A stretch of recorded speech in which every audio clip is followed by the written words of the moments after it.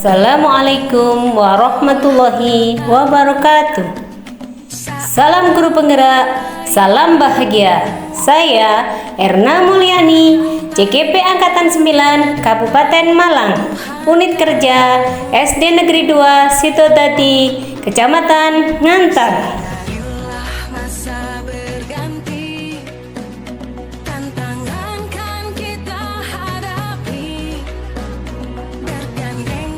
Terima kasih kami ucapkan kepada Bapak Dedi Supiono sebagai fasilitator dan Bapak Warsito sebagai pengajar praktik. Pada kesempatan ini, saya akan menyajikan koneksi antar materi modul 2.1.A.8 pembelajaran berdiferensiasi. Ki Hajar Dewantoro mengumpamakan seorang guru serupa para pengukir yang memiliki pengetahuan mendalam tentang kayu, jenisnya, keindahannya, ukiran, dan cara mengukirnya. Seperti itulah seorang guru seharusnya memiliki pengetahuan mendalam tentang seni mendidik. Bedanya, guru mengukir manusia yang memiliki hidup, lahir, dan batin. Pembelajaran berdiferensiasi sendiri memiliki arti pembelajaran yang mengakomodir kebutuhan pelajar murid. Guru hanya memfasilitasi dan memenuhi kebutuhan pelajar murid sesuai dengan bakat, minat, keinginan, dan gaya belajar, karena setiap murid itu unik dan memiliki karakter yang berbeda-beda, sehingga tidak bisa diberi perlakuan yang sama. Setiap anak akan memiliki pengalaman pembelajaran yang dalam setiap kegiatan pembelajaran. Dari itu bisa disimpulkan bahwa pembelajaran diferensiasi adalah pembelajaran yang mendukung semua keinginan dan harapan murid di kelas kita, dan guru sebagai wadah untuk menampungnya. Bagaimana cara untuk dapat melakukan pembelajaran berdiferensiasi di kelas? Maka guru harus melakukan tindakan-tindakan sebagai berikut. 1. Memahami tujuan pembelajaran dengan baik, mengetahui dan merespon kebutuhan belajar murid, menciptakan lingkungan belajar yang aman dan nyaman untuk murid belajar, melakukan manajemen kelas yang efektif, melakukan penilaian berkelanjutan. Ada 3 aspek yang mempengaruhi kebutuhan murid belajar, antara lain kesiapan belajar murid atau readiness, yang kedua minat murid, dan yang ketiga profil belajar murid. Dalam aspek yang pertama, kesiapan belajar murid, dalam kegiatan ini mengharuskan guru untuk menilai pengetahuan awal atau diagnostik awal dan menentukan apa yang telah murid ketahui dan di mana posisi murid berada dalam pembelajaran tersebut. Kemudian menghubungkan dengan minat belajar siswa. Minat belajar setiap anak pasti berbeda-beda karena memiliki hobi yang berbeda.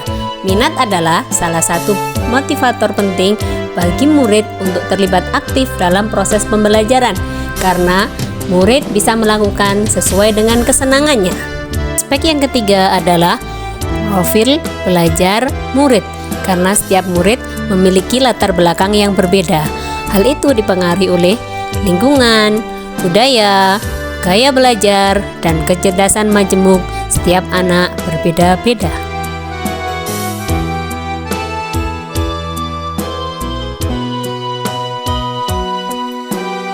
Kebutuhan belajar murid dapat diidentifikasi berdasarkan cara-cara berikut. Pertama, mengamati perilaku murid setiap harinya. Kemudian, mengidentifikasi pengetahuan awal.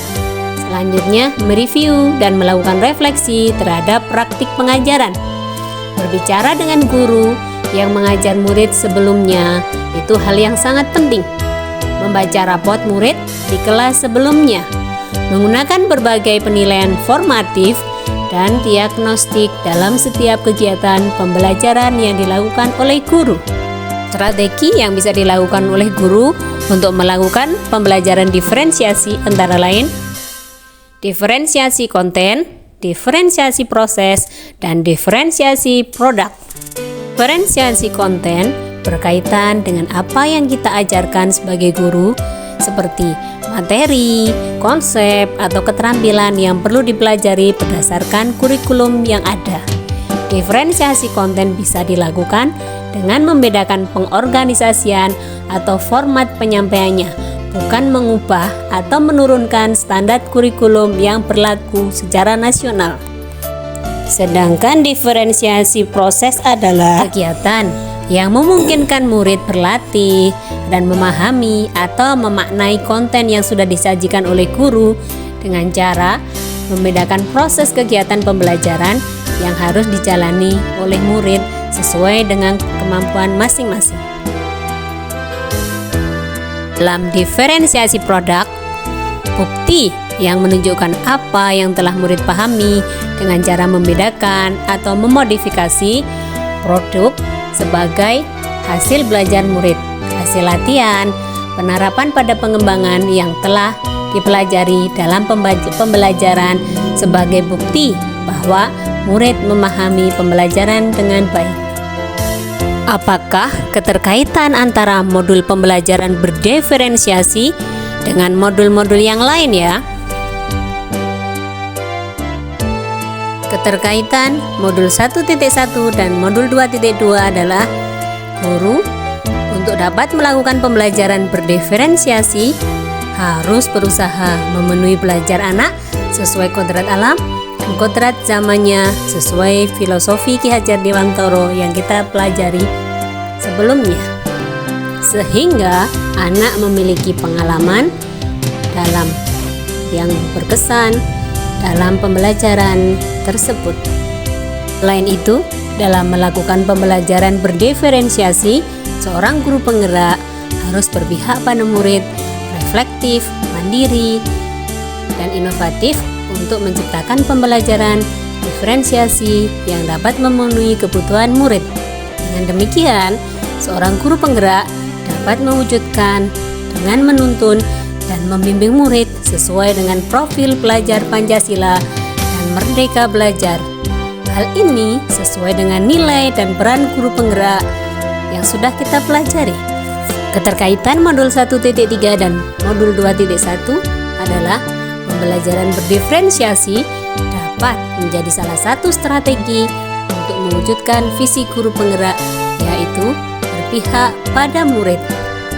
Dalam pembelajaran diferensiasi antara guru dan murid harus ada kesepakatan kelas terlebih dahulu agar proses pembelajaran dapat berjalan dengan baik, aman, nyaman, dan menyenangkan sesuai dengan nilai-nilai budaya positif. Itu wujud dari keterkaitan modul 1.4 dan modul 2.1. Demikian koneksi antar materi pada modul 2.1 yang dapat saya sajikan.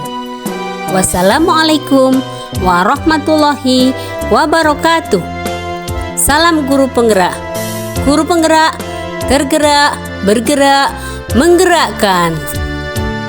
Terima kasih.